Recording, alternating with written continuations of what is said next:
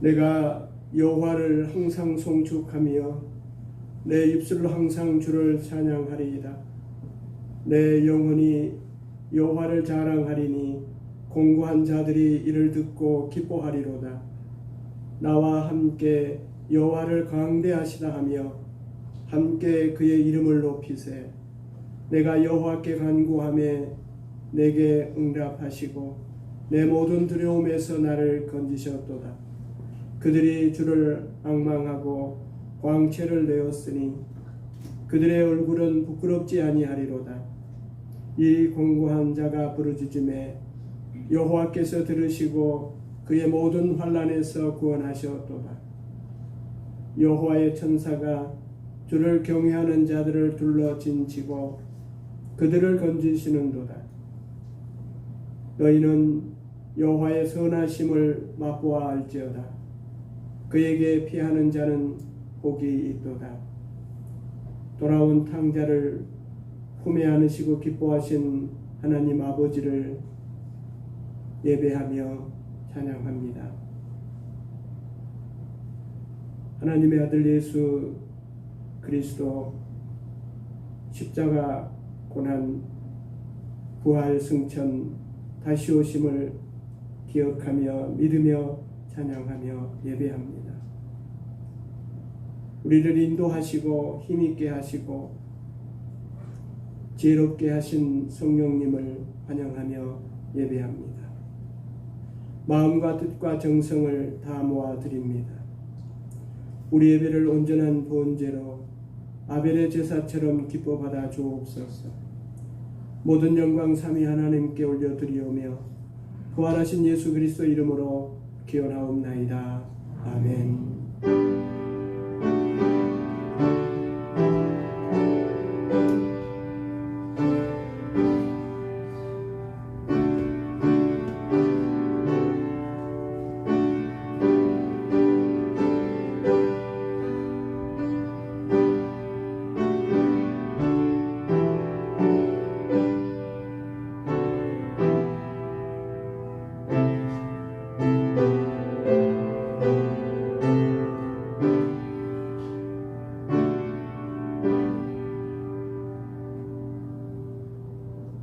주님, 마음 중심에 계시는 성령님을 지향하지 못하고 늘 밖에서 헤매고 헤매었습니다.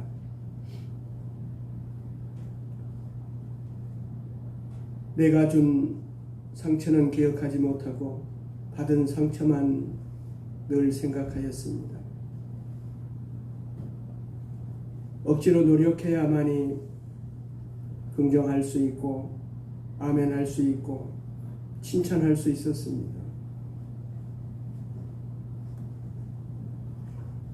주님, 내 자신이 중요하고 귀하고 높다는 평판을 얻기 위해 예를 썼습니다.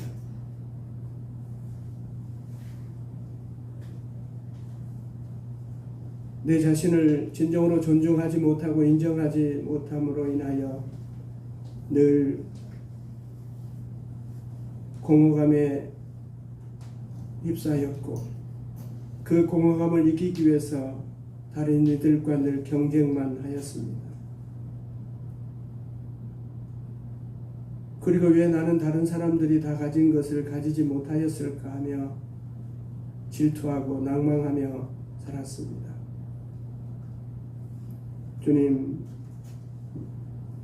주님께서 사랑하시고 나를 더 잘 알고 계시다는 것을 인정하지 못했습니다. 늘 망설이고 지나치게 애를 쓰고 고집을 부리며 반항하며 살아왔습니다. 지루함을 피하기 위해서 끊임없이 자극적인 것에 도취되어 중독된 삶을 살았습니다. 오 자비로우신 하나님, 우리의 이 연약함과 부끄러움과 어두움과 죄됨을 아시는 주님, 주님의 보혈로 씻어주시고 용서해 주시고 말갛게 해주시고 따뜻하게 하여 주시옵소서. 그래서 우리가 다시 한번 주의 뜻대로 주의 말씀 따라 하나님의 백성을 아들로 딸로 살아내기를 원합니다. 이제 계속하여 은밀한 죄를 고백하며 주 앞에 나가십시다.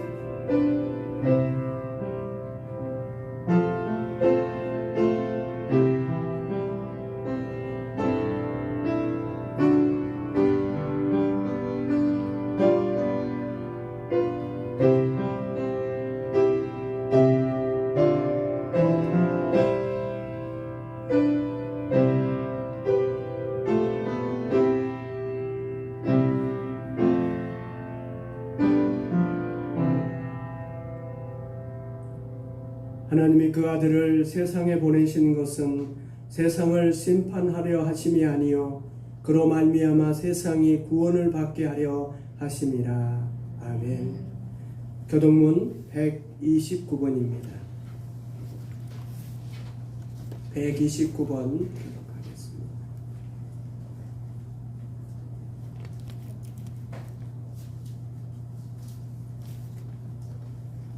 시온에 따라 크게 기뻐할지어다. 예루살렘에 따라 즐거이 울지어다. 보라, 내 왕이 내게 임하시나니 그는 공의로우시며 구원을 베푸시며 진정하여 대가리를 가지고 날개와 자기를 잡고 날개 세우니라. 내가 에브라임의 병거와 예루살렘의 말을 끊겠고 전쟁하는 활동을 끊으시니 그가 이방 사람에게 평안을 전할 것이요 그의 통치는 바다에서 바다까지 이르고 이번에게 방패에서 땅끝까지 이르리라.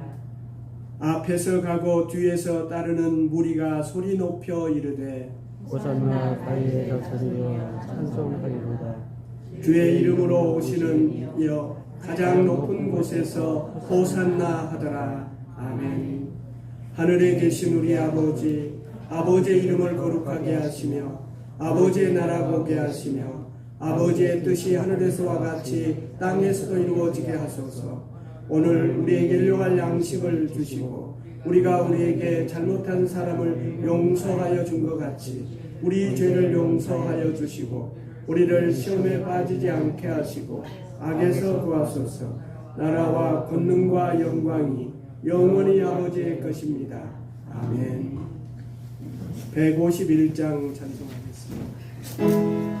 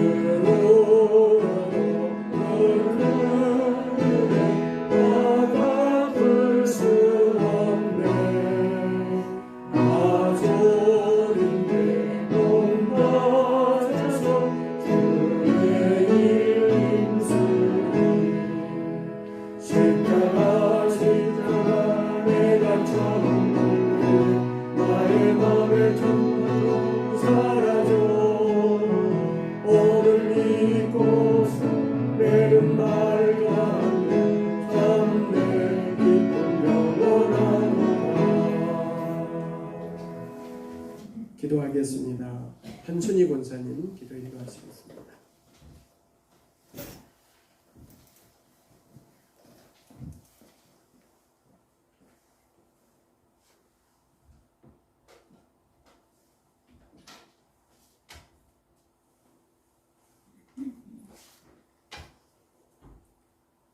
사랑과 생명이 되시는 하나님, 주님의 고난을 받으심을 잊지 않게 하시려고 만물이 숙동하는 봄날에 사순절을 지킬 수 있도록 인도하여 주신 은혜를 감사드립니다. 오늘 예배를 통하여 사랑과 감사와 구원의 기쁨이 나타나게 하시고 십자가로 부족하신 주님의 은혜가 저의 영혼을 덮게 하옵소서. 사랑의 하나님, 저희 마음에 주님만을 향한 큰 사랑을 주시옵소서. 그리하여 이 땅에 사는 동안 주님의 말씀에 순종하는 자녀로 살게 하옵소서.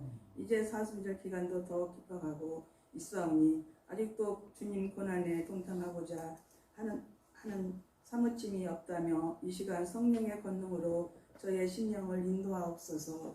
사랑의 하나님, 하늘 숲길을 사랑하신 하나님, 언제나 주님 그 크신 사랑과 능력을 바라며 살아갈 수 있도록 하시고 저희가 함께 하시는 그 능력의 손을 항상 붙드는 삶 하옵소서. 사랑의 하나님, 청년부, 중고등부, 아등부 사랑 안에서 말씀 안에 좋은 길로 인도하옵소서. 그리하여 이날의 궤 안에서 인정받는 삶 살게 하옵소서. 사랑의 하나님, 성교사님 가정도 함께 하옵소서. 건강도 지켜주시고 어려운 가운데 있을지라도 항상 지켜주옵소서. 말씀을 전하시는 목사님을 드시고 권세 있는 주님의 말씀을 선포하실 수 있도록 성령의 능력으로 함께 하시옵소서. 예수님 이름으로 기도드렸습니다. 아멘.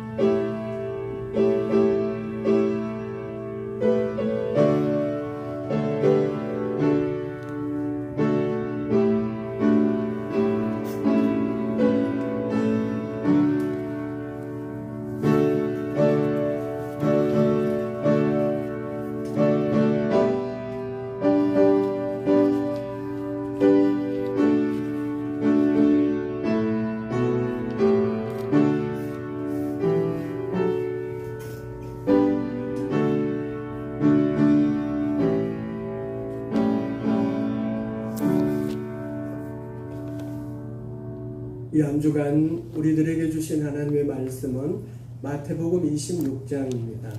마태복음 26장 47절에서 56절까지의 말씀입니다.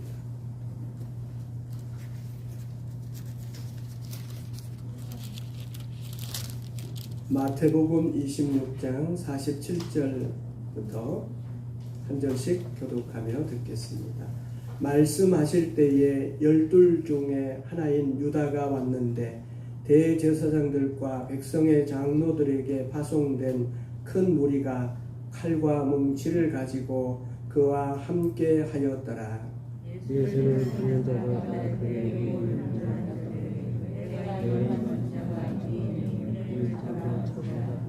곧 예수께 나와 라비여 안녕하시옵니까 하고 입을 맞추니 예수께서 이르시되 지금 내가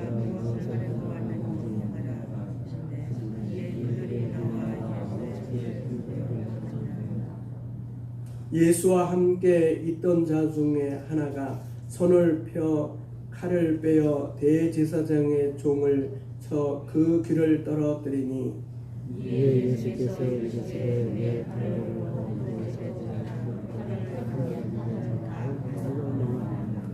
내 너는 내가 내 아버지께 고하여 지금 12군단에 더 되는 천사를 보내시게 할 수 없는 줄로 아느냐. 내가 너희 그에게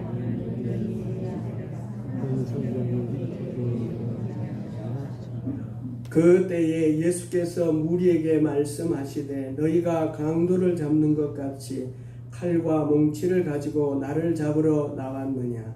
내가 날마다 성전에 앉아 가르쳤으되 너희가 나를 잡지 아니하였도다. 그러나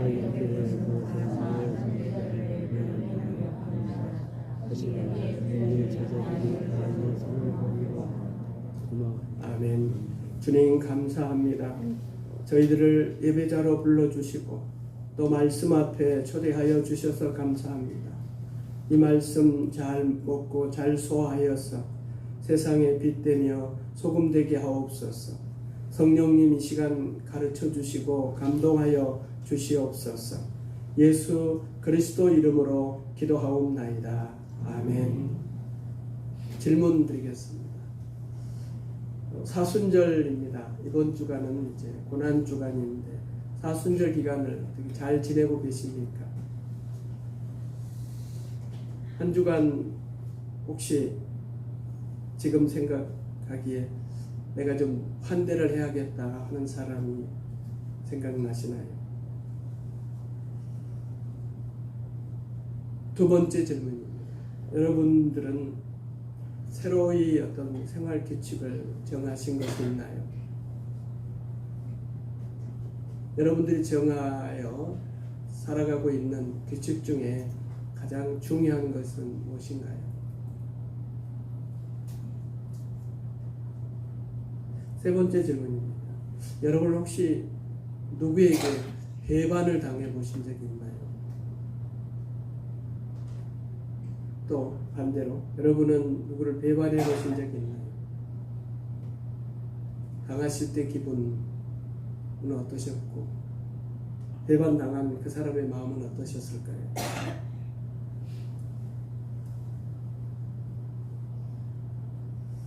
우리 그리스도인들의 살아가는 삶의 목적을 하나님의 나라, 하나님께 영광이라고 합니다.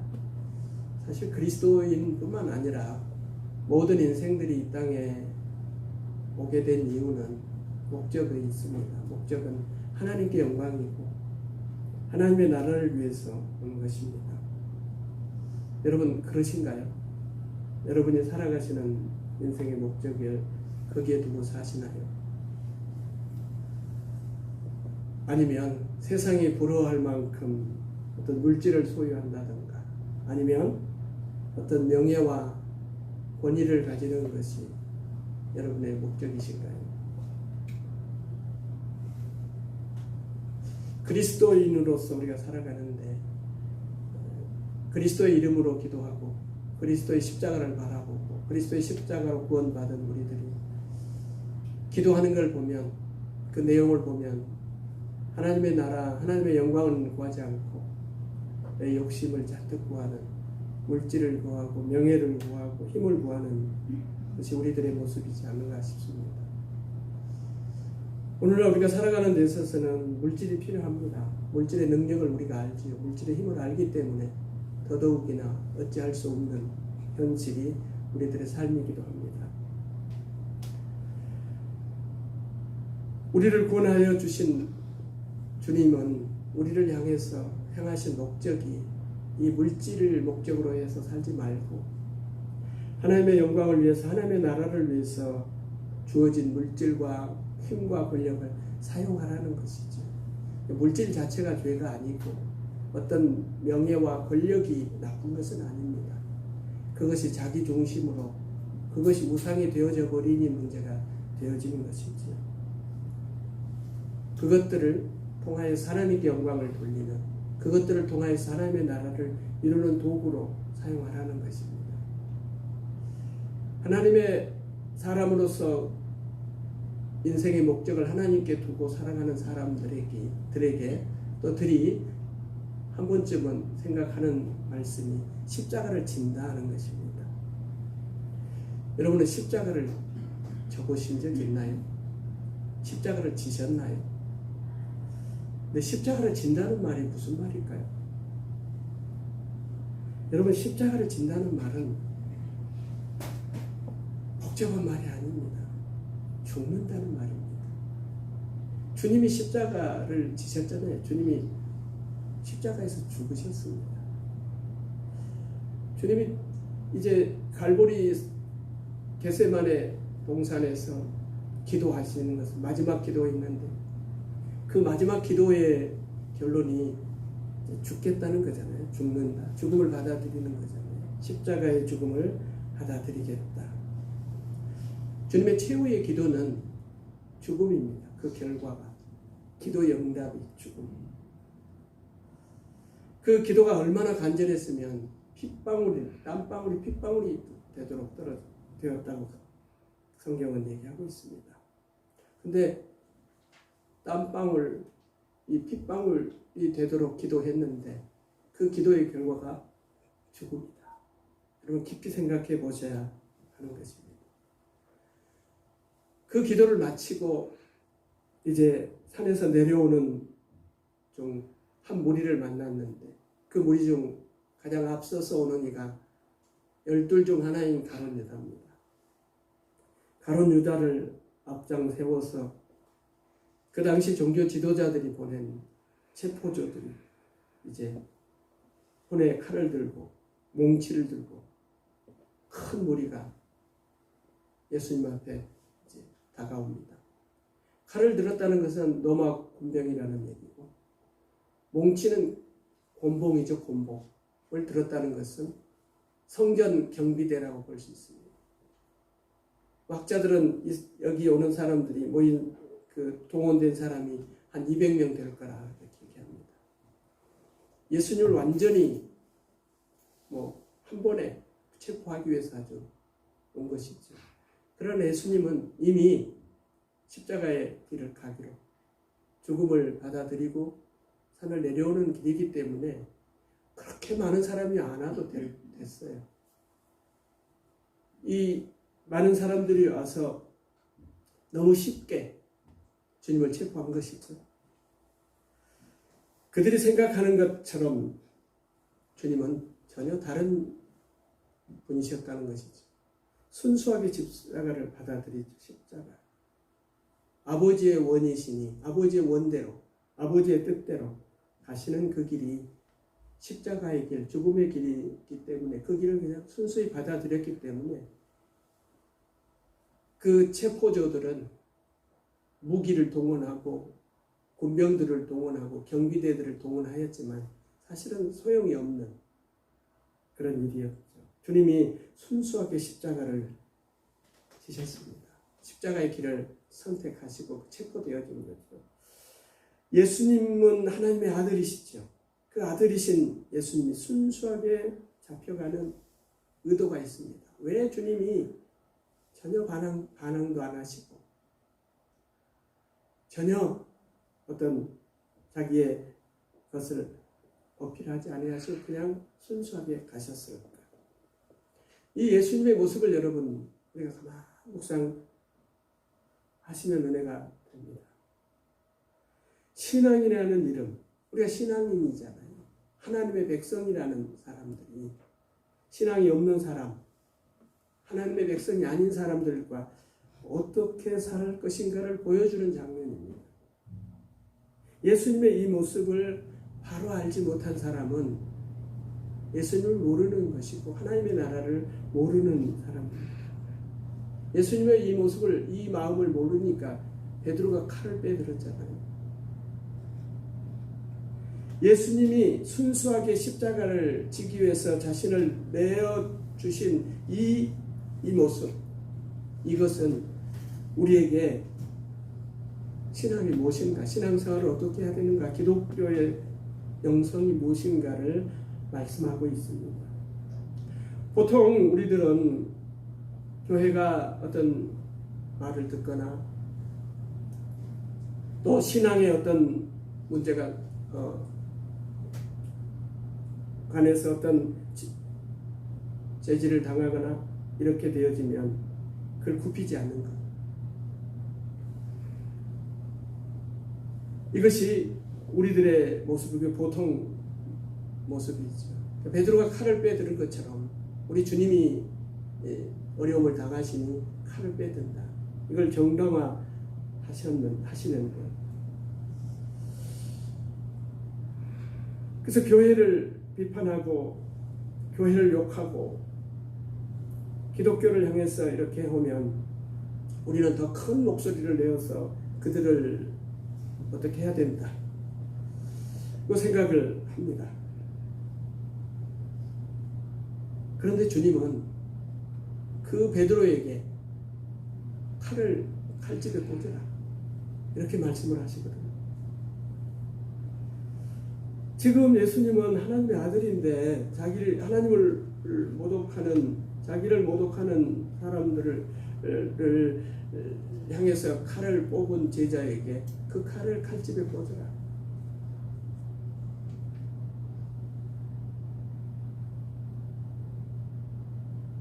하나님을 모독했다고 예수님을 지금 잡아가는 거잖아요. 잡으러 왔잖아요. 그 제목이 하나님을 모독했다. 여러분, 그런데 하나님을 예수님만큼 더 하시는 분이 어디 있어요? 그런데 예수님은 뭐 전혀 말씀 안 하시고 순수하게 잡혀가시는 이 주님의 모습.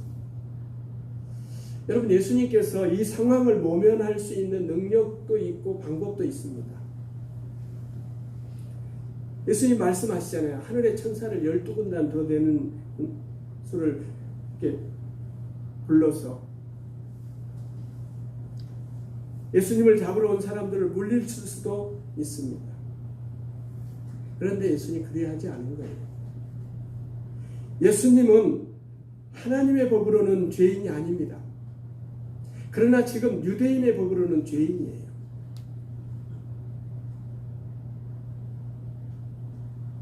이렇게 순수하게 주님이 십자가의 죽음에 그들에게 순수하게 체포되어지는 그 이유는 하나님의 말씀을 이루기 위함이다. 선지자들의 글을 이루려고 이렇게 한 것이다.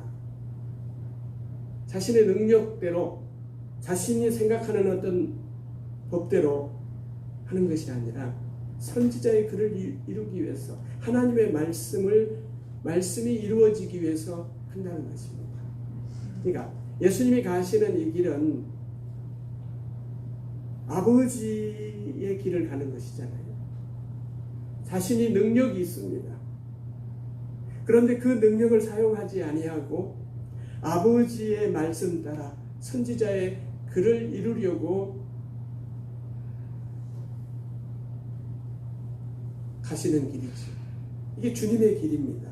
이것이 어찌 보면 우리 그리스도인들의 길이고 인생이고 우리들이 살아내야 할 삶의 방법이기도 합니다.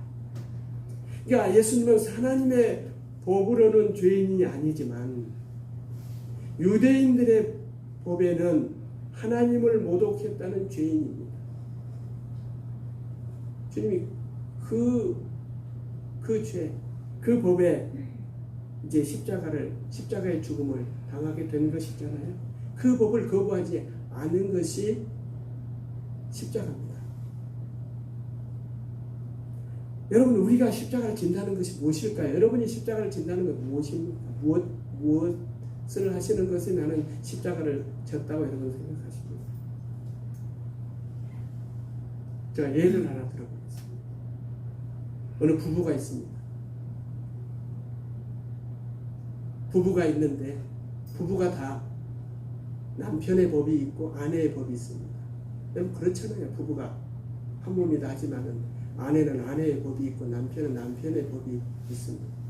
거기에 하나님의 법이 있습니다. 성경이 있습니다. 그래서 여러분, 갈등을 하실 때 하나님의 법 때문에 갈등하시나요? 두 부부가. 아내는 아내의 법을 주장하고 남편은 남편의 법을 주장하기 때문에 사실은 가정사는 부부 싸움은 하나님의 법 때문에 싸우는 것이 아니라 아내의 법과 남편의 법의 싸움입니다. 그래서 여러분, 십자가를 진다는 것은 예수님이 유대의 법을 순종하였던 거죠. 유대의 법을 따라 십자가의 죽음을 당하셨던 것처럼 남편이 아내의 법을 따르는 것이 십자가를 지는 것입니다. 아내가 남편의 법을 따라주는 것이 십자가를 지는 것입니다.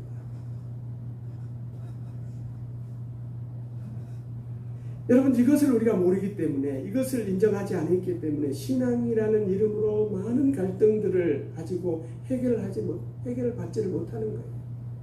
십자가를 진다고 하는데 내 십자가가 무엇인지를 모르는 거예요.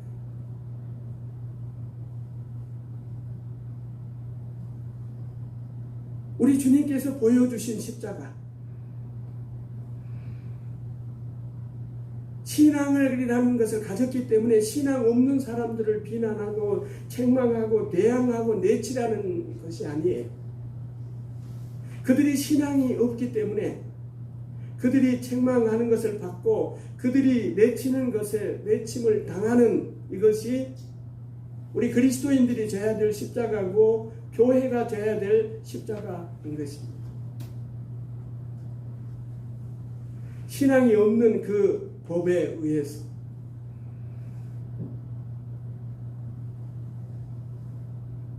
오히려 신앙인들이 그 법에 십자가를 져주는, 우리 주님이 그렇게 십자가를 지셨잖아요. 우리 주님은 십자가를 질 이유가 없습니다. 그런데 유대인의 법에 따라서 십자가에 못 박혀 돌아가시니 그 돌아가시는 그 모습을 보고 사람들이 정말 하나님의 아들이었다, 이렇게 해서 하나님의 사람들로 주님께로 많은 사람들이 돌아오는 것이잖아요. 여러분, 우리가 십자가를 지는 것, 내 법이 있지만은 다른 사람의 법에 따라서 살아주는 것, 이것이 그 사람을 감동하게 하고 세상을 아름답게 하고 세상을 치료해 가는 것입니다. 그런데 우리는 더 큰 칼, 더 센 칼을 가지고 있지요. 더 큰 칼을 가지고 더 센 칼을 가지고 공격하려고 하지, 그 법을, 나와 다른 사람의 법을 받아서 살아주려고 희생하려고 십자가를 지려고 하지를 않는 것이 우리들의 솔직한 모습이 아닌가 싶습니다. 여러분, 우리 주님은 한마디 말씀으로 갈릴리 호수를 잔잔케 하셨습니다. 죽은 자도 살려셨습니다. 우리 주님은 하늘의 12군단이나 10단이 넘는 천사들을 불러올 수 있는 그런 능력을 가지신 분이세요. 누구보다도 큰 칼을 가지고 계신 분, 누구보다도 센 칼을 가지고 계시는 분이 우리 주님이십니다. 그 주님은 또 베드로가 칼을 빼니 그 칼을 칼집에 꽂아라. 칼을 가지는 자는 칼로 망한다 말씀하시면서 칼을 사용하지 말라는 거죠. 내 칼을 사용하지 말라는 거예요. 여러분, 우리가 살아가는 인생살이가 밤낮을 가리지 않고 열심히 살아가는 것이 더 큰 칼 가지려고, 더 센 칼을 가지려고 애쓰게 그렇게 살아가시는 거 아닌가요? 그 칼을 얻어야만이, 더 좀 큰 칼을 가져야지, 더 센 칼을 가져야만이 내가 보호를 받고 나를 지키고 내 인생이 좀 인정받을까 싶어서 더 크고 더 센 칼을 가지려고 이렇게 살아가시는 것 아닙니까? 여러분, 세상에서 칼이 뭡니까? 돈이죠, 돈. 돈이 얼마나 센 칼입니까? 물질이 풍부해지면 모든 것을 다 가질 수 있고 돈이 있으면 모든 걸 다 할 수 있는 세상의 원리잖아요. 그런데 여러분, 하나님을 떠난 물질은 사실은 축복이 아니고 그 인생을 교만하게 만들고 타락하게 하는 독과 같은 거예요. 여러분, 물질이 나쁘고 명예가 나쁘고 권력이 나쁘다는 게 아니에요. 그것이 목적이 되어지고 그것은 수단인데, 목적은 하나님의 영광이요 하나님의 나라인데, 하나님의 나라와 하나님의 영광을 위해서 그 칼이 사용되어져야 하는데 그 칼 자체가 목적이 되어지고 그 칼을 잡으면 이제 하나님도 없이 내가 왕된 삶을 살기 때문에 그것이 문제가 되어지는 것입니다. 예수님은 잡히실 때 모든 능력을 사용하지 아니하시고 순수히 잡히셨습니다. 능력이 없어서가 아니라니까요. 말씀이 이루어지기 위해서, 선지자의 말씀대로, 하나님의 말씀대로 이루어지기 위해서 순수하게 그들이 원하는 대로 순수하게 한 것입니다. 여러분, 우리가 살아가는 삶의 목적이 하나님의 나라이고 하나님께 영광을 돌리는 것이라면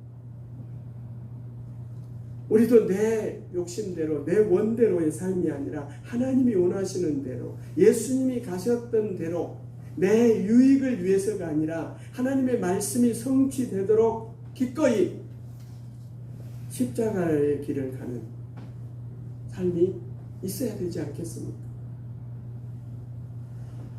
여러분, 우리가 오늘 본 본문은 하나님의 나라와 세상 나라의 방식이 지금 두 개가 대조되고 있습니다. 하나님의 나라 방식은 예수님이시지요.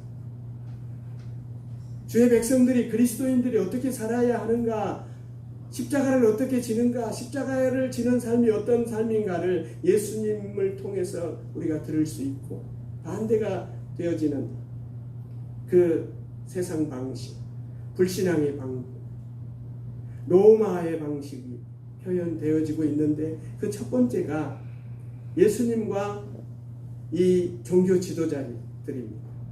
종교 지도자들은 칼과 몽치를 가지고 왔습니다. 칼이라는 것은 권력이에요. 그 당시에 칼을 가지고 다닐 수 있는 사람은 권력자에게 허락받는 사람이에요. 오늘날도 그렇잖아요. 아무나 총을 가질 수 있나요? 총을 가질 수 있는 사람이 있어요. 권력이 그에게 허락하는 것이죠. 칼을 들었다는 건 바로 세상 권력과 함께했다는 거예요. 지금 종교 지도자들, 바리새인, 서기관, 교회 장로들은 종교 지도자들이잖아요. 이들은 하나님의 나라의 방식으로 살아내야 하는데, 이들은 어느 순간 세상의 방법, 로마의 방식을 취하여서 예수님께 온 것이죠. 칼을 들고 몽치를 들고 왔습니다. 우리 주님은 제자 베드로에게 칼을 도로 칼집에 꽂으라, 칼을 쓰지 말라는 거예요. 저기는 칼을 들고 왔는데 칼을 칼집에 넣어라. 이게 하나님의 나라의 법이고 그리스도인들이 살아내야 할 법입니다. 여러분, 베드로가 칼을 뽑았는데 그게 순수할까요? 진짜 하나님의 나라를 위해서 이 칼을 뽑았을까요? 예수님을 위해서 이 칼을 뽑았을까요? 그는 이기심이 있습니다. 베드로의 두려움이 있습니다. 그 칼을 뽑은 거예요. 칼을 쓰는 자는 칼로 망한다. 주님이 말씀하시잖아요. 여러분, 엄밀히 따지면 우리 모두가 다 칼을 뽑아 주님을 위해서 칼을 뽑은 베드로처럼 칼을 뽑았지만은 그 숨겨진 그 밑에는 나의 이기심이 있고 나의 두려움이 있어서 믿음이 없어서 칼을 뽑은 것이지. 주님은 우리에게도 마찬가지예요. 내 칼을 칼집에 꽂으라. 여러분, 손을 한번 확인해 보십시오. 여러분 손에 칼이 들려 있는가? 주님은 그 칼집에 꽂으래요. 그리고 십자가의 길에 순수히 가라는 것입니다. 고난주일입니다. 여러분, 칼을 내려놓으시고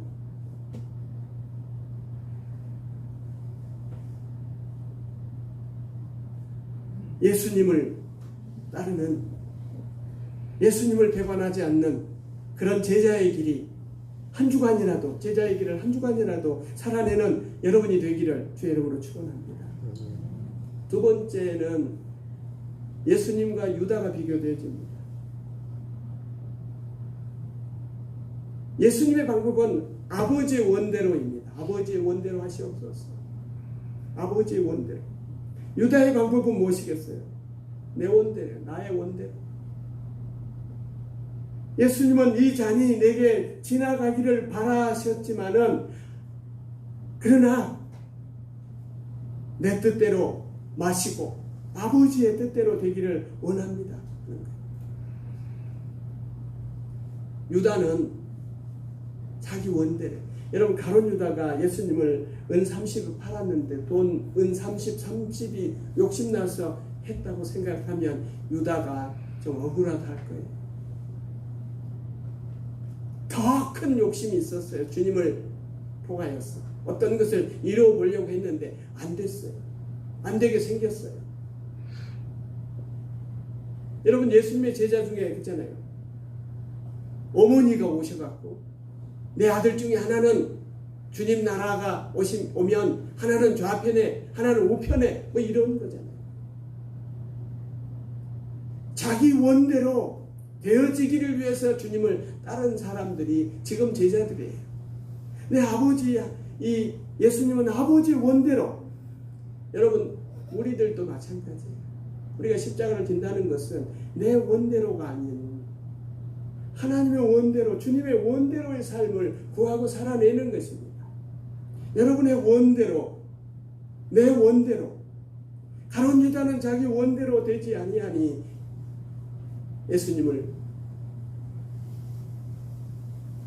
은 30에 넘기는 것이잖아요.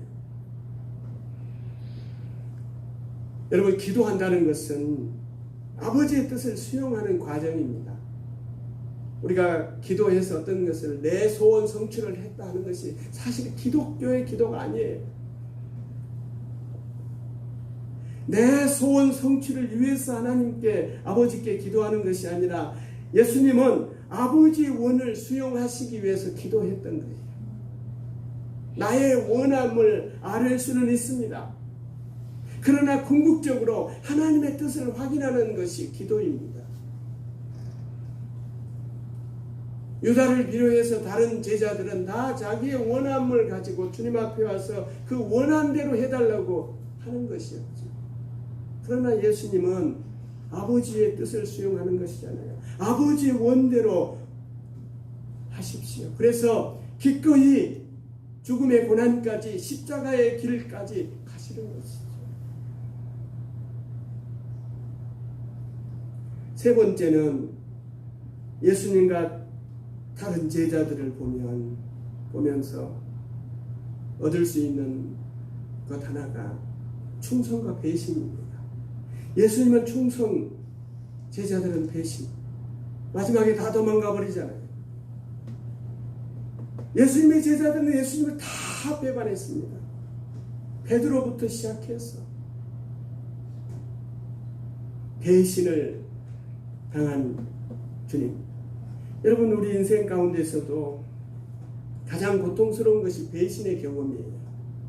믿었던 사람이 등을 돌릴 때, 자신의 희생을 몰라주고 내 희생을 몰라주고 무시당할 때, 내가 진심으로 희생을 했는데 그 사람이 나에게 거짓되게 행동하는 그런 것, 그럴 때 우리가 배신감을 느낍니다. 여러분 사람들은 자신의 성공과 유익을 위해서 다른 사람들을 배신합니다. 자기를 위해서, 자기의 원함을 이루기 위해서 배신합니다. 여러분 영화, 드라마, 소설, 이 소재들이 다 인간의 배신을 가지고 하는 얘기들이 많잖아요. 재미도 있죠. 배신을 하는 것도 보고 배신 당하여 고통받고 있는 그 인생도 우리가 보는 재미를 드라마를 통해서, 영화를 통해서 보잖아요.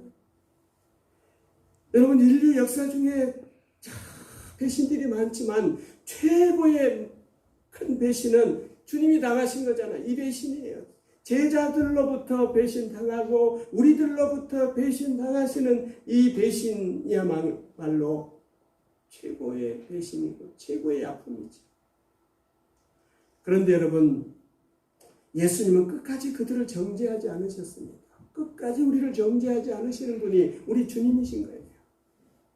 배반한 유다를 정죄하지 않으세요. 배반했던 베드로를 3번이나 부인하였던 베드로를 정죄하지 않으신가?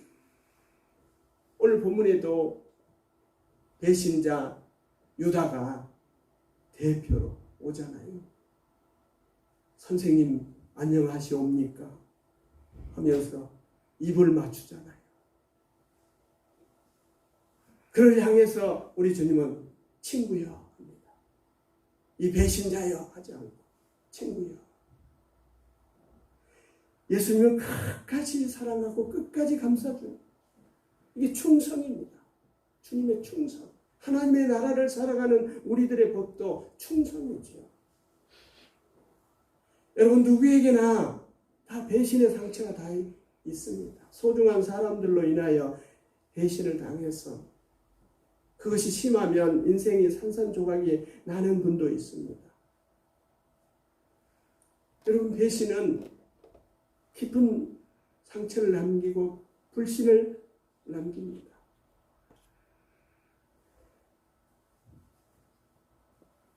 그런데 여러분 이 배신의 상처를 기억을 우리 마음속에 남겨두어서 그걸 그냥 평생 가지고 갈 필요는 없습니다. 기독교 상담가들이 얘기합니다. 이 상처, 이 배신의 상처를 치유하는 것은 용서하는 것이다. 용서라는 것은 책임을 묻지 않고 일어나는 일을 무조건 받아들이는 것이 아닙니다. 용서라는 것은 아무 일도 없었다는 듯이 행동하라는 뜻도 아니에요. 용서는 배반당하여서 아파하고 있는 자신의 자신을 내가 받아들이라는 거예요. 내가 나를 받아들임으로부터 치유가 시작돼요. 그리고 그 배신의 사건을 오늘의 사건으로, 현재의 사건으로 보지 말고 과거의 사건으로 보고 그걸 흘려 보내라는 것입니다. 이런 과정을 겪다 보면, 반복하다 보면 치유되어진다는 것입니다. 용서가 되어진다는 것입니다. 여러분, 우리의 목적은, 인생의 목적은 하나님의 나라입니다. 그런데 여러분, 하나님의 나라는 우리가 생각하는 것처럼 우리의 센 칼로, 큰 칼로 이루어지는 것이 아니라, 폭력으로 이루어지는 것이 아니라 나의 희생과 나의 섬김, 나의 부인, 내 십자가를 지는 것. 내가 죽으면 세워지고 이루어질 나라가 하나님의 나라인 것입니다. 여러분, 하나님의 나라는 십자가예요.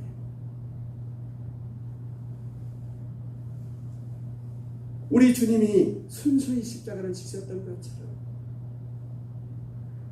작은 자를 향하여, 소자를 향하여 배려하시고 사랑하시고 그들을 품었던 주님처럼 살아내는 것이 하나님의 나라입니다. 그것이 우리 삶의 목적입니다. 우리가 큰 칼을 가졌다 하여서 다른 사람에게 상처 주는 것이 아니라 그들을 고쳐주고, 큰 칼을 가졌다 해서 분열하는 것이 아니라 쌓아내고, 내가 큰 칼을 가졌기 때문에 다른 사람을 죽이고 넘어뜨리는 것이 아니라 큰 칼을 가졌으니 그를 살리고 그를 넘어지게 하지 않고 세우는 일을 해가야 하는 것이 우리들의 일이고 십자가를 지는 것입니다.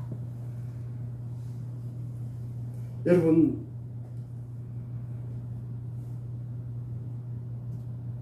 내 알고 있는 말씀 많지.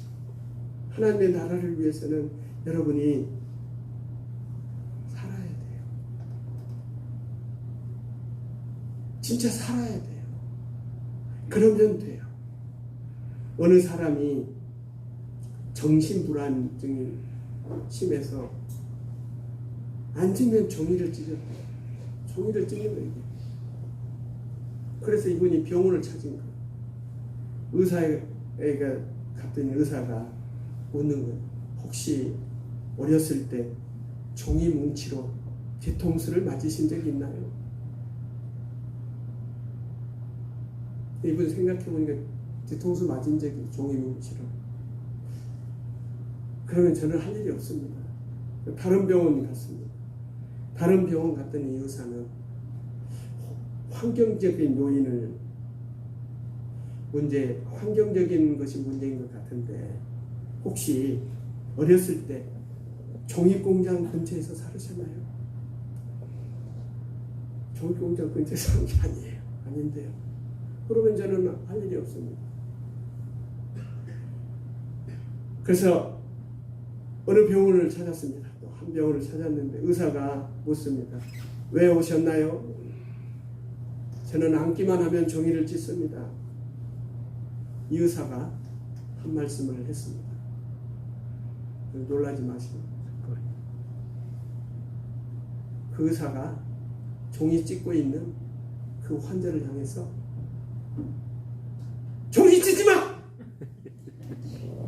깜짝 놀라서 그때부터 종이를 안 찢었대요. 안 찢으면 되는 거예요. 여러분, 우리 신앙생활이 그렇게 복잡한 게 아니에요. 말씀대로 살면 돼요.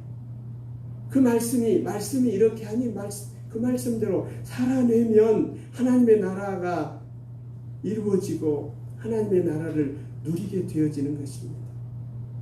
말씀을 단순하게 받아들이고 이 고난주간 한 말씀이라도 살아내는 여러분 되기를 주의 이름으로 축원합니다. 아멘. 주님 감사합니다.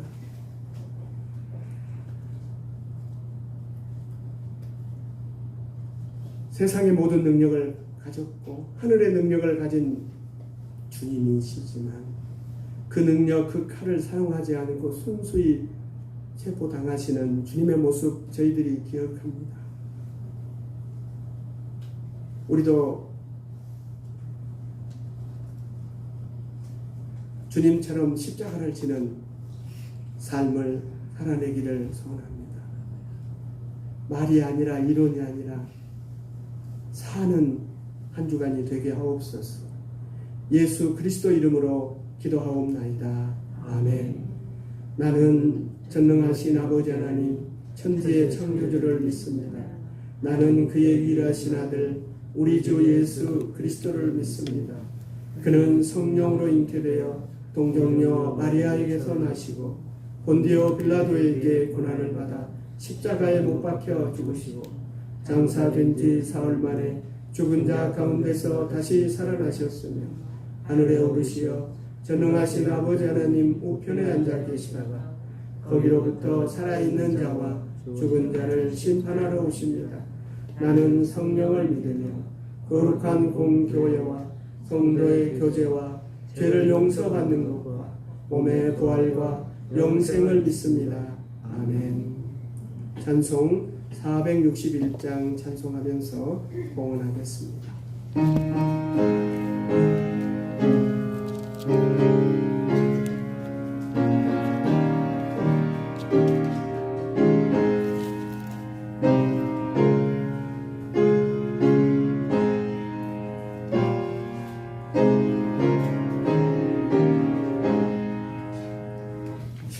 십자가를 질 수 있나 주가 오실 때 죽기까지 따르오니 성도되가 하였다. 우리의 생명 주의 것이니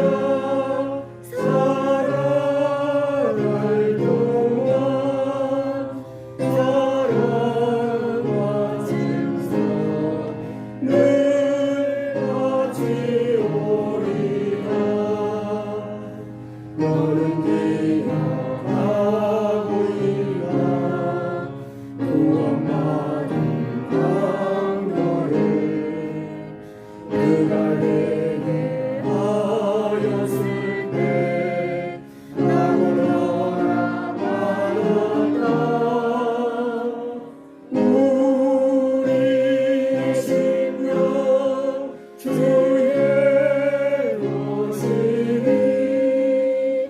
주님의 영광 만드소서. 주인 따라 살아갈 동안 사랑과 충성을 바치오리라. 음식 모든 것을 너를 엎을 때 주께 내 맡기겠나. 세우선 믿으며 우리 심령 주의 도시니 주님의 영광 만드소서. 주인과 따라 살아갈 동안 사랑과 충성을 바치오리라. 이 영이 알수 있나. 주가 오실 때 용감한 자울처럼 선뜻해 나가리라. 우리의 심령 주의 오시니 주님의 영광 만드소서. 주인과 따라 살아갈 동안 사랑과 충성을 바치오리라.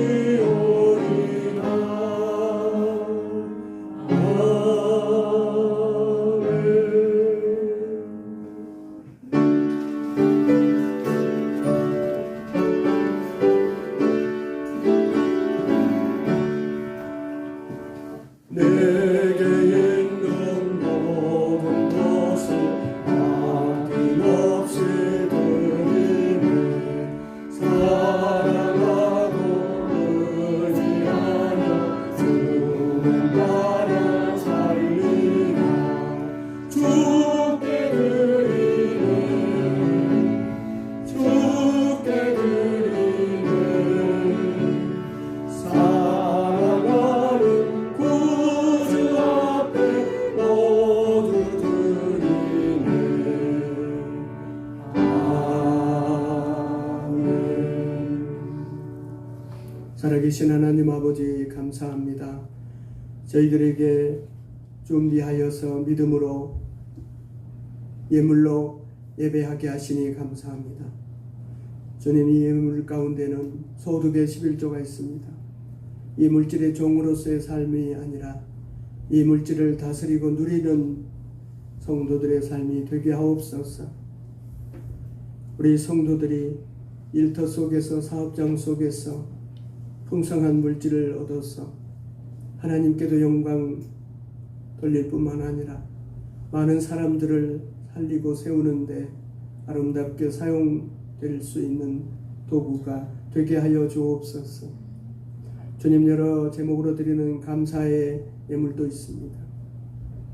환경 속에서, 관계 속에서 우리는 이길 수 없고 늘 아파할 수밖에 없는 저희들의 연약함을 고백합니다.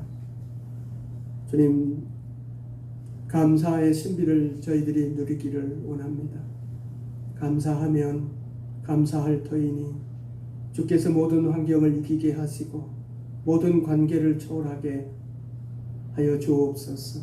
주일의 물도 천원성계의 물도 건축의 물도 아름답게 받아 사용하여 주시옵소서. 귀한 종 아름다운 꽃으로 주 앞에 영광을 돌렸습니다. 이 꽃과 같이 하나님 사랑받게 하시고 많은 사람들에게 기쁨 되게 하시옵소서. 주님의 이루하심과 주님의 사랑하심 능력이 늘 가득한 인생 되게 하시고 기도 제목이 응답되어 하나님의 뜻대로 살아내게 하옵소서. 예수 그리스도 이름으로 기도하옵나이다. 아멘. 서로 인사하시겠습니다.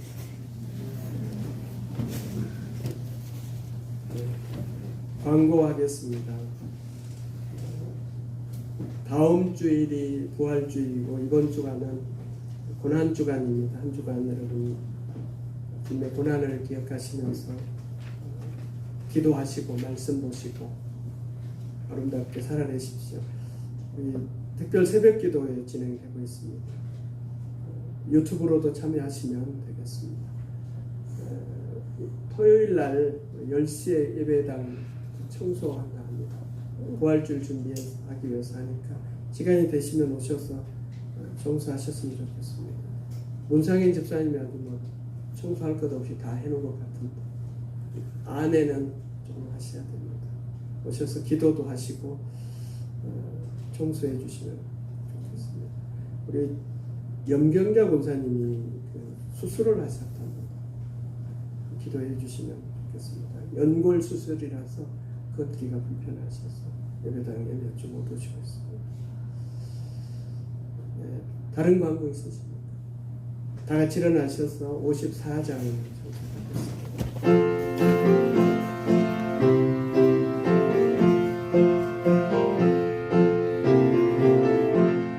주여 복을 구하오니 별이 가게 하시고 사람마다 주 은혜로 이기도록 하시고 광야 같은 세상에서 항상 인도하소서. 주의 복된 말씀 듣고 무한 감사합니다. 구원받은 주의 성도 열매 맺게 하시며 하나님이 우리 함께 항상 계시옵소서. 아멘. 성령의 능력을 힘입어 예수 그리스도의 군병과 종으로 봉사와 선교의 사명을 다하기 위하여 세계 속으로 나갈지어다. 아멘. 주여 저희 함께 하시옵소서. 이제는 우리 구주 예수 그리스도의 은혜와 아버지 하나님의 극진하신 사랑과 성령님의 교통하심과 인도하심의 역사가 주님이 순수히 십자가에 내어 드린 것처럼 우리도 주님의 모습 본받아 십자가를 지는 헌신하고 내 자신을 내려놓는 그런 삶을 살아내기 원하는 귀한 성도들과 우리 하늘숲에 속한 모든 권속들 위해 사랑으로 아들 딸들 위해 이 나라와 이 민족이 함께 하시기를 간절히 축원하옵나이다. 아멘.